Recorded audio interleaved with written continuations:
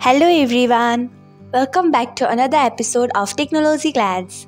Today in this video, I'm going to guide you through how you can turn on events notification on Emo. So let's get started.